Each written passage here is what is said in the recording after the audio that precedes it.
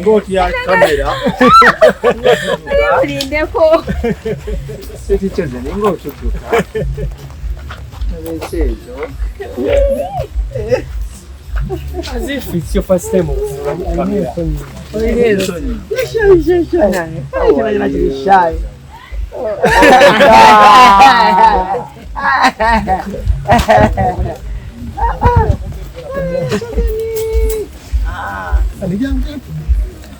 Hani situka hani agambye situka mugende.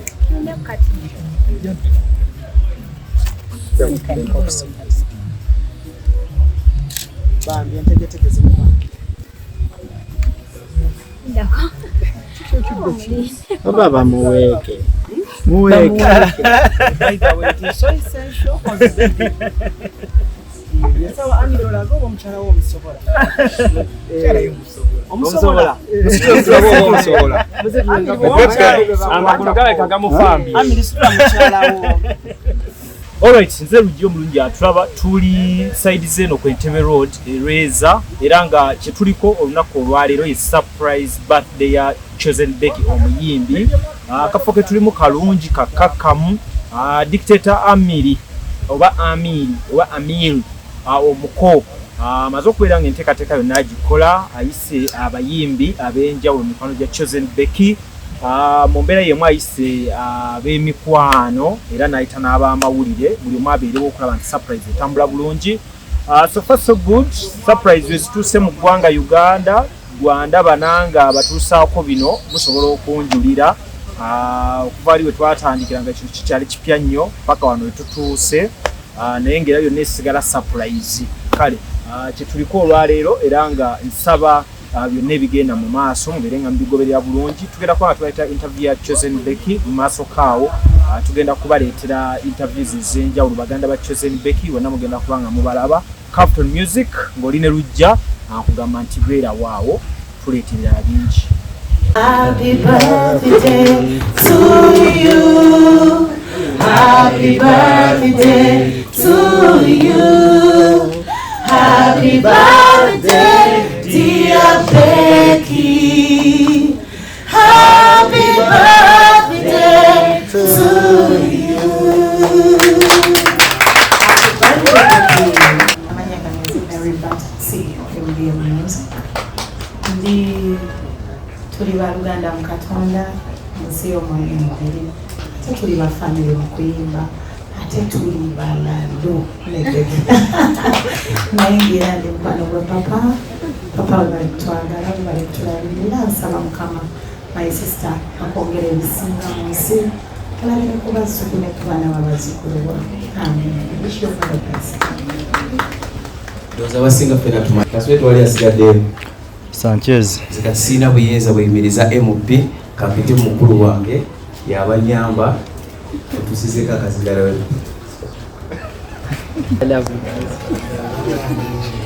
kakisaka zindaliri omwami ono ekyatukolera ekyatukoledde okubeera wano Mukama w'amaanyi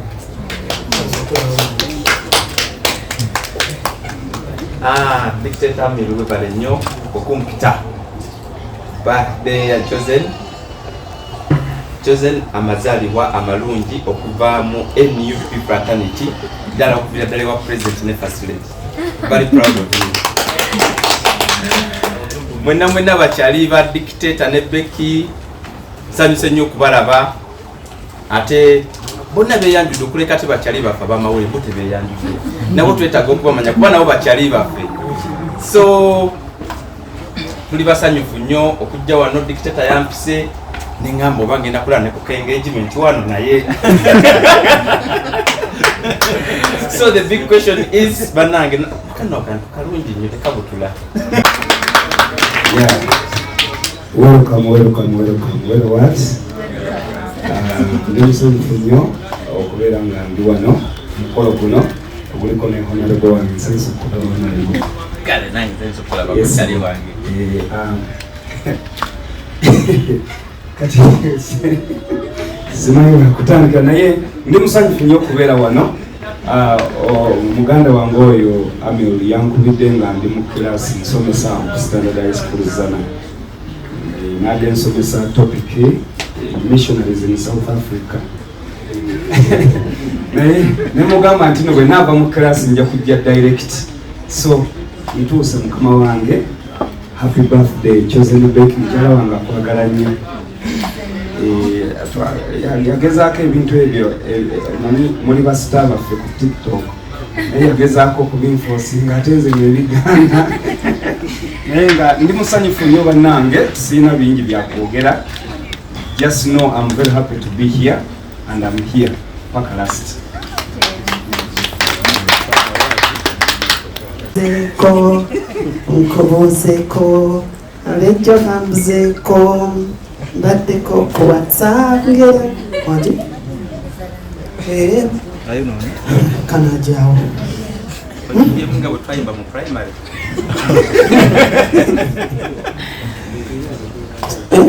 Katandika kati nina kuteeka walandani funawo kanteera nze nkateekewo mbaddeko muyoke ngera nkuwoozaako Chosen, but happy birthday. Webale nnyo, webale kuba na mulenzi mulungi akwagala, bambi alina ekyejo naye akwagala. Mwana oyo yatukumyekumye n'atuleeta olunaku lwabadde lulungi nnyo. Amiri webale kwagala sister wange. Ffe tubadde UK yo nga no, it's too cold, freaking cold, like naye nga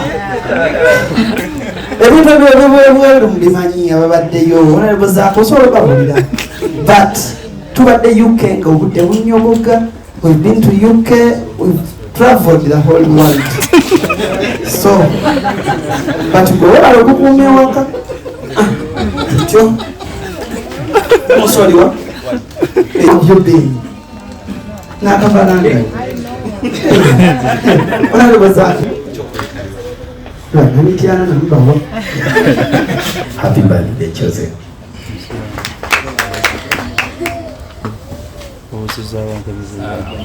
Amanya tudevoice Zerigan Nsima Gandu wana birthday Chosen Becky. I'm an artist by profession and Ngandiko. Happy birthday Chosen Becky. Assalamu alaikum. Amaya nze Sonia Alpha. Nze nditano wa family nga omanyi biki. Era Chosen muganda wange biki ne Amiri biki. Happy birthday Chosen. Alaikum warahmatullah. I'm Ryan. Muganda wa Amiri.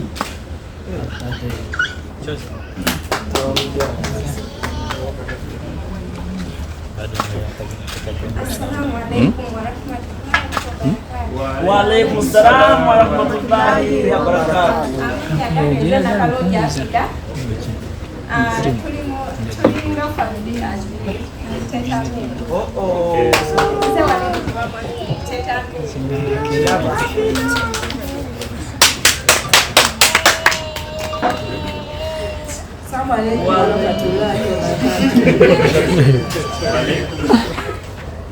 Bana hizo mtamari ya mnamo wiyose wa mara. Fashion designer, designer wa Becky, designer wa bayingi abasinga wa Uganda. Mwongere omuzaki. Balamusiza basebo ne banyabo. Amanya gange nze Menya Vivian. Menya. Ndi team ya tuze wano kwa Chosen Becky.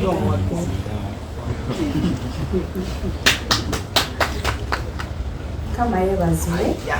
Amanya nze such Joan, Vibes and Brushes. Becky's makeup artist. I know. Happy birthday darling. Amanya gange nze Nsuuga Mustafa, nkola ne Alihira Holdings. Kakati nannyini nnyumba eno yeesiimye nnyo lwansonga nti eno biodigester era emigaso gyayo egigirimu gyagenda ofuna. Ekisooka tagenda keera lunaku agambe nti bannange septic yajjudde nti nno ajja aleeta ekimotoka ate kimuggyako ssente ng'olwedde yagizimba. So biodigester tegenda keera ku makya nti ejjudde. So nawe nkityo ogwo mugaso gwe gusinga kubanga eri gundi yaffe twagikolanga naye ate era still ng'ejja n'ekulya lwa nsonga nti ebeera etuuka n'ejjula, so etuuka ng'esigala ekulya wadde ng'ate wagiteekamu ssenteyo nnyingi.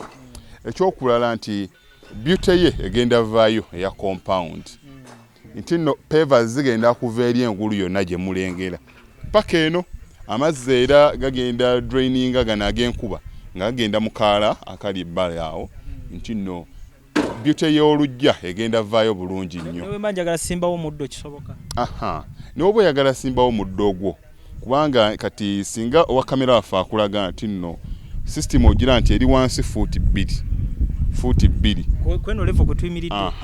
Wansi fuuti nga 2. So omuddo kakube gulina emirandira gitya guba gujja mmera. Yes, bannange tetukolera bagagga bokka, ate era tetusijja bayita baavu. Omuntu wa wansi omufuna mpola, ffenna gye tuggwa, nange ndi mufuna mpola.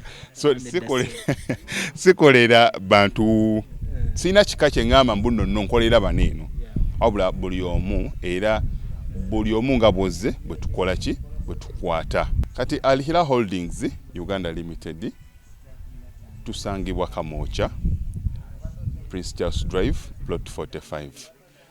Kamoocha we wali offices zaffe. Tuyina enamba z'amasimu, esooka ya Airtel 07017669992 neya MTN 0789224230. Abasinga batumanyira mu biodigester kuba bwe tuvudde nnyo mu kamera, naye nga baklanti baffe abapya n'abakadde bagenze bakitegeera nti no ne general construction yenna mwetuli.